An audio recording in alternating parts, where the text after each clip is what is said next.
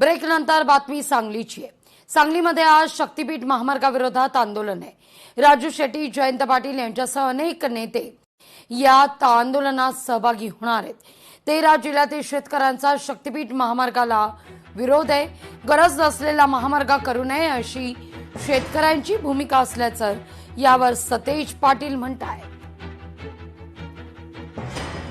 या महाराष्ट्रातल्या सगळ्या 12-13 जिल्ह्यांमध्ये शक्तीपीठला विरोध आहे आणि गरज नसलेला महामार्ग करू नये अशी शेतकऱ्यांची भूमिका आहे। आणि म्हणून आज सांगलीमध्ये एक मोठा मोर्चा निघतोय। त्यामध्ये मी असेल, राजू शेट्टी असतील, जयंत पाटील साहेब असतील, आम्ही सगळेजण त्यामध्ये सहभागी होणार आहोत।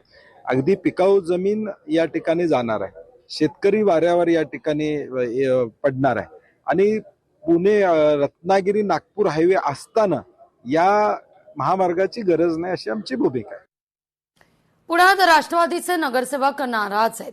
2 नगरसेवकांचा निधी शून्य केल्यानं नाराजी नाट्य आहे। एनसीपीच्या नगरसेवकांची मनपात तातडीनं बैठक बोलावली आहे। बैठकीत काय भूमिका घ्यायची यावर चर्चा होणार आहे।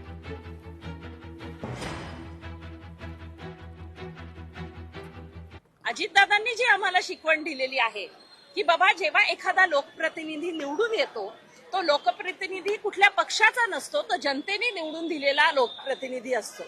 त्याच्यामुळे यांची वैचारिक पातळी कुठे गेलेली आहे हे त्याच्यातून दिसून येत आहे।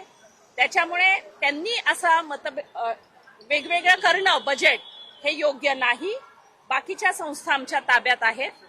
यदा कदाचित त्यांनी असंच चालू ठेवलं तर त्याबाबतही आम्हाला पुढच्या काळात विचार करावा लागेल आणि अशी विनंती आम्ही आमच्या वरिष्ठांना करणार आहोत। राज्यभरात साखरेच्या दरात मोठी वाढ आहे। किरकोळ बाजारात साखर 65 रुपये किलोला पोहोचली आहे। 24 तासात साखरेचा दर 4 रुपये प्रति किलोना महागलाय। ऐन सणासुदीत सर्वसामान्यांना मात्र ही अत्यंत कडूच बातमी आहे। या सगळ्या संदर्भात राजकीय वर्तुळातून प्रतिक्रिया उमटतात।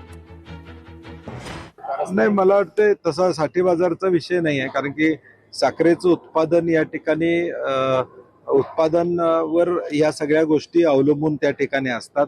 परंतु साखरेची MSP वाढली पाहिजे ही साखर कारखानदारांची भूमिका शेतकऱ्यांच्या हितासाठी या ठिकाणी। आणि मला वाटतं केंद्र शासनानं मध्ये निर्णय घेतो म्हणून 15 दिवसात निर्णय घेतो म्हणून सांगितलं होतं, ते काय घेतलेला दिसत या ठिकाणी नाही आहे आणि म्हणून त्याचा परिणाम आता बाजारामध्ये दिसतोय। अचानक साखरेच्या दरानं जी काही उसळी घेतलेली आहे ती कुठेतरी संशयास्पद आहे। कारण यावर्षी एकूण पीक पाणी पाहता पुढील सीझनमध्ये देशाला पुरेल इतकं साखरेचं उत्पादन होणार आहे हे तर स्पष्ट आहे। सरकारनं कितीही प्रयत्न केला, आयात करण्याचा निर्णय घेतला तरी सुद्धा ऑक्टोबरच्या आत साखर काही बाहेरच्या देशातून येऊ शकत नाही। असं असताना साखरेच्या दरामध्ये संशयास्पदरित्या उसळी मारणं ही कुठेतरी पाणी मुरत असल्याचं दिसतं। लोकशाही मराठी ऐका, पहा, जागरूक रहा।